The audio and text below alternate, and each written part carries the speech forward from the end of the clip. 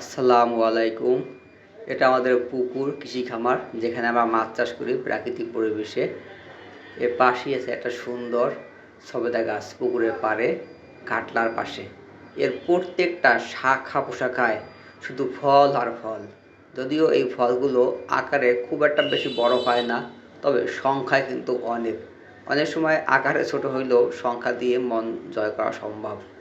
এটা আমাদের খোলা শেষ সামনে চারণভূমি, যেখানে আমরা গরু পালি এবং গরু ছেড়ে দেই মাঝে মাঝে। এক পাশে আছে একটা খড়ের স্তূপ, যেখানে আমরা মাঝে মাঝে গরু এনে রাখি। এটা থাকার ঘর, রাত্রে এখানে থাকা হয়। মাছের হাউস, চারণভূমি, আর আমাদের সেই দুইটা গরু। বর্তমানে আমাদের খামারে দুইটা গরু আছে, এবং এই গরু দুটা কিন্তু একেবারেই প্রাকৃতিক পরিবেশে আমরা লালন পালন করছি। দিনের বেলা এবং ঘরের কাছে এনে রাখি, অথবা যেখানে ঘাস আসে সেখানে বেঁধে রাখি আমরা।